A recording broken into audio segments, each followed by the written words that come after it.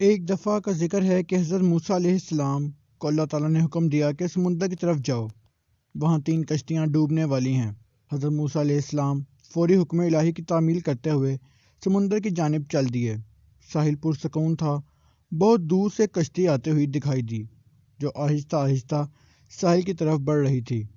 ابھی وہ کنارے سے کچھ ہی فاصلے پر تھی کہ موسیٰ علیہ السلام نے آواز دی کہ اے کشتی والو، اللہ کا حکم آنے والا ہے، ہوشیار رہنا۔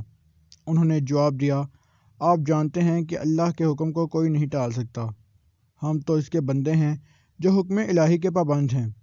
کشتی والے ابھی یہ بات کہہ ہی رہے تھے کہ اچانک ایک موج اٹھی اور کشتی ڈولنے لگی۔ سوار اپنے آپ کو بچانے کی کوشش کرنے لگے۔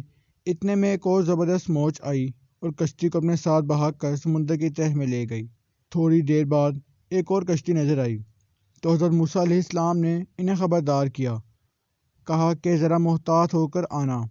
انہوں نے بھی پہلے والوں کی طرح جواب دیا کہ جو کچھ ہونا ہے ہو کر رہے گا، اور کشتی کو کنارے کی طرف لاتے رہے، یہاں تک کہ ساحل کے قریب آتے آتے یہ کشتی بھی ڈوب گئی۔ حضرت موسیٰ علیہ السلام اللہ کی حکمت کے بارے میں سوچوں میں محو تھے کہ انہوں نے ایک تیسری کشتی آتی دکھائی دی۔ آپ نے حسب سابق اس کشتی والوں کو بھی نصیحت کی کہ دیکھو اللہ کا حکم آنے والا ہے، اپنے گناہوں کی معافی مانگتے ہوئے ذرا محتاط ہو کر آؤ۔ انہوں نے جواب دیا کہ اللہ کے نبی علیہ السلام، جس طرح آپ سچے ہیں اس طرح اللہ کا حکم بھی اٹل ہے، اسے کوئی نہیں بدل سکتا، لیکن اللہ کی رحمت بھی تو ہے، ہم اس کی رحمت سے کیوں مایوس ہیں؟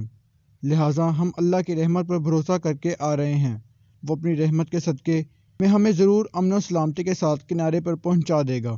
کشتی والوں کا یہ جواب سن کر حضرت موسیٰ علیہ السلام خاموش ہو گئے۔ کشتی بحفاظت کنارے آ لگی تو اللہ کے پیغمبر علیہ السلام سوچنے لگے کہ اللہ نے 3 کشتیاں ڈوبنے کا فرمایا تھا، 2 تو ڈوب گئیں لیکن تیسری سلامتی کے ساتھ کنارے آ لگی، یہ کیسے بچ گئے؟ ارشاد باری تعالیٰ ہوا کہ اے موسیٰ علیہ السلام، آپ نے سنا نہیں کہ تیسری کشتی والوں نے کیا کہا؟ انہوں نے میرے حکم کو تسلیم کیا تھا، میری رحمت کو آواز دی تھی اور اس پر پورا توکل اور بھروسہ کیا تھا، اس لیے کشتی میری رحمت کے طفیل بچ گئی، کیونکہ جو بھی میری رحمت کے دروازے پر آ کر صدا دیتا ہے میں اسے نا امید نہیں کرتا۔